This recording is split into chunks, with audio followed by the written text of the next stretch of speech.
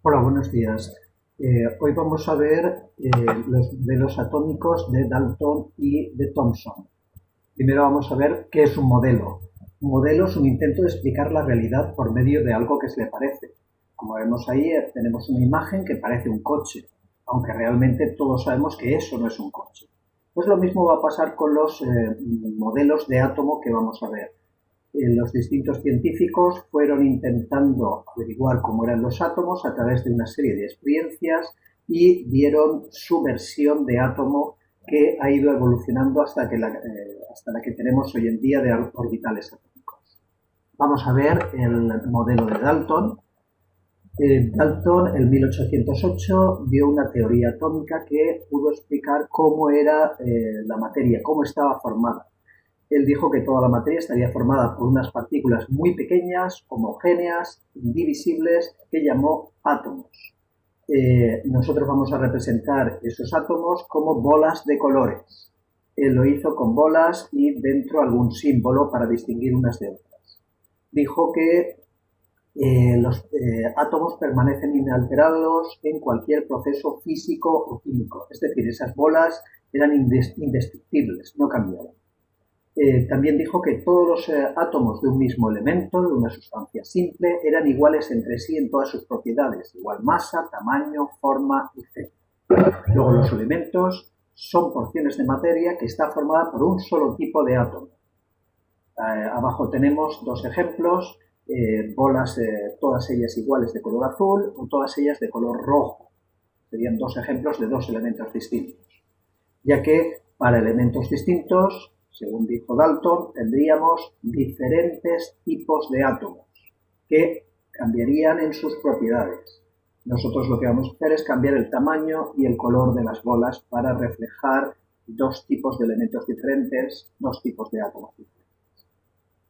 Los compuestos estarían formados por la unión de dos o más elementos en proporciones constantes y sencillas. Así tenemos dos ejemplos de dos compuestos, uno formado por una bola roja y dos azules, que se repetirían, luego cada agrupación la llamaremos molécula, y en el otro, en el compuesto 2, tendríamos dos bolas rojas y dos azules, otro tipo de molécula distinta, aunque contienen los mismos elementos, pero en proporción distinta. Bueno, vamos a ver algunos ejemplos más. Primero de todo tenemos la clasificación de la materia según su composición y vemos que tenemos sustancias que pueden ser elementales o simples y compuestos. Las elementales estarían formadas por un tipo de átomo, los compuestos por dos o más, como hemos visto. Y luego las mezclas que tendrían varias sustancias juntas entre sí y que podrían ser a su vez mezclas homogéneas, que se les llamará disoluciones, o mezclas heterogéneas. Vamos a ver algún ejemplo. Elementos. Oxígeno, que estaría formado por agrupaciones de átomos de oxígeno, que cada átomo de oxígeno estaría representado por una bola azul. Hidrógeno, una bola gris pequeñita, y el hidrógeno en sí estaría formado por moléculas de hidrógeno y cada molécula tendría dos átomos de hidrógeno. Y el carbono, bolas negras, que no forman moléculas, sino redes. En este caso tendríamos aquí la red de grafito, en la que vemos que hay hexágonos formados por átomos de carbono, que son las bolas negras. Luego tendríamos los compuestos, el agua líquida, el dióxido de carbono gaseoso o el metano gaseoso. En el agua vemos que hay una bola azul y dos grises que representarían la molécula de agua. H2O sería su fórmula.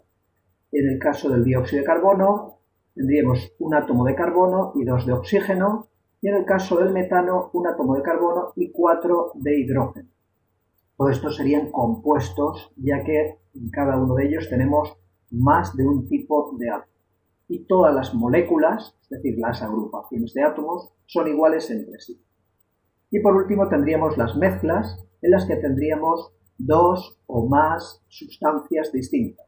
En el primer caso sería una mezcla de oxígeno, como vemos, moléculas de oxígeno, e hidrógeno, como vemos aquí, moléculas de hidrógeno, juntas en un mismo recipiente.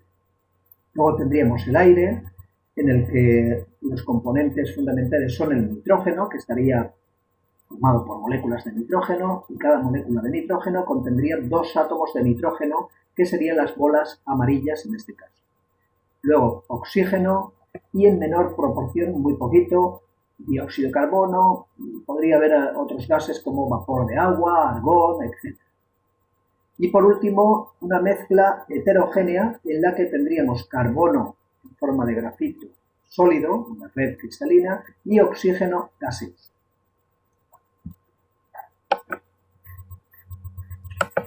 Vamos ahora a ver el modelo de Thomson. En este modelo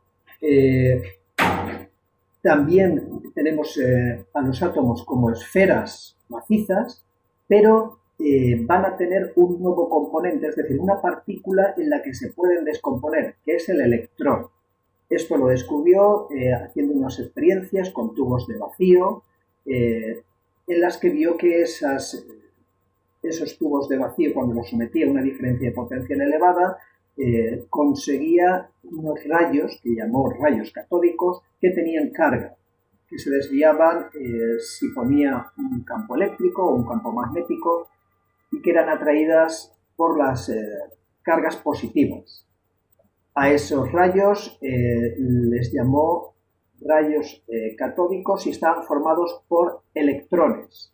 Luego, los átomos debían de tener unas partículas más pequeñas que ellos con carga negativa. Nosotros en el modelo que hemos simulado aquí con este dibujo vemos que todo el átomo sería una esfera de carga positiva que tendría incrustadas una serie de partículas pequeñitas de carga negativa. Cuando el átomo tiene la misma cantidad de carga positiva, ya que todo el átomo, toda la esfera tiene carga positiva, y el número de partículas necesarias negativas para compensar esa carga positiva, se le llama que es un átomo neutro. Pero podemos añadir o quitar electrones y entonces ese átomo ya no sería neutro porque no tendría igual cantidad de cargas positivas y negativas. Vamos a añadir un electrón y en este caso se nos queda una esfera con un exceso de una carga negativa y se le llama anión. Si tuviera otro electrón más, seguiría teniendo exceso de carga negativa, pero ahora ya serían 2 las cargas negativas y seguiríamos llamándolo un anión, y así sucesivamente. Es decir, los aniones van a ser átomos con exceso de carga negativa. Si añadimos otro más, serían 3 cargas negativas. Y esas cargas negativas, esos electrones, también los podemos quitar. Si quitamos uno, solo tendría 2 cargas negativas de exceso. Si quitamos otro, solo tendría una carga negativa de exceso. Si quitamos otro, volvería a ser otra vez neutro. Luego los átomos pueden tener carga negativa, ser neutros, y si seguimos quitando más electrones, pasaría a ser un catión, porque tendría un exceso de una carga positiva. Si quitáramos otro electrón más, seguiría llamándose un catión, pero ahora con 2 cargas positivas, y así sucesivamente. Si quitamos otro, con 3 cargas positivas.